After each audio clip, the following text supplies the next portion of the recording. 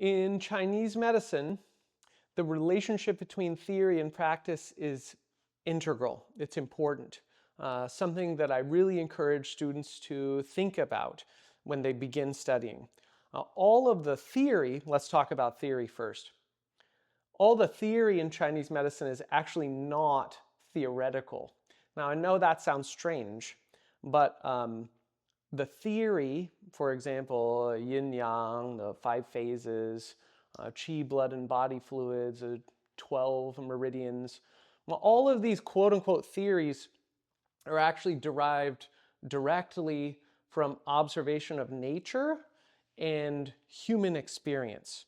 So they don't exist as ideas independent of human experience. That's kind of the main thing to know about Chinese medical theory. The practice of Chinese medicine is based on the data that is gathered directly through those quote unquote theoretical frameworks and then applied in a clinical setting or applied to a person's life. The key idea about the relationship between theory and practice in Chinese medicine is that they're integrated. They're not really two separate things, as they are in maybe many other disciplines where the theory exists, as a model that is imaginary, and then the practice is what happens, in real time, in real life. In Chinese medicine, the theory and the practice, they're actually linked through our experience as human beings. The relationship between theory and practice in Chinese medicine is so important exactly because they're linked in human experience.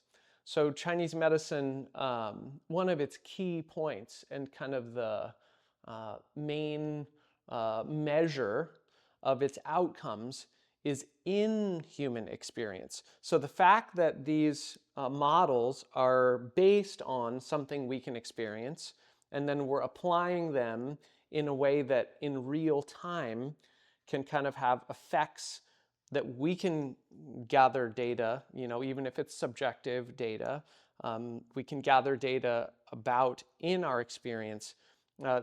That's actually why this relationship between theory and practice is so important.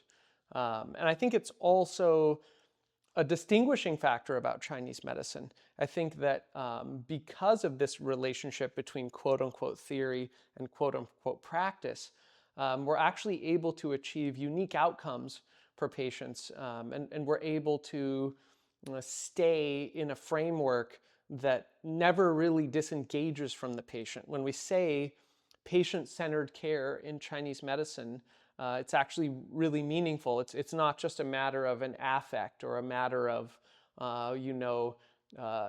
trying to make our patients feel like they're warm and welcome. It's actually an integral part of our whole system. So that's why it's so important. For students approaching the study of Chinese medicine, this means that as they learn the medicine, it's going to have direct impact on the experience of their daily lives. I mean, they're going to be learning about models that come directly from the natural world that they can apply directly to their own diet, lifestyle, relationship with themselves, relationship with their environments, relationships with their community, even the most simple things like the choice of how you choose your clothes out of your dresser that day could be informed by models that students are learning in their Chinese medical study. Maybe they're learning about the calendar, maybe they're learning about the yin-yang characteristics of the period of time that we're in, and then they do an experiment. Well, let's see what happens if I leave the house today with pants on instead of shorts. And how did that affect my energy level? How did that affect even my digestive capacity, or something that might seem unrelated, but then through Chinese medicine they start to realize that there's all these different aspects of their experience integrated, and Chinese medicine is providing the models for them to approach that and then transform their experience. So for a student, this actually critical to understand is that because of the way Chinese medicine is organized as a subject, you can begin applying it to yourself immediately.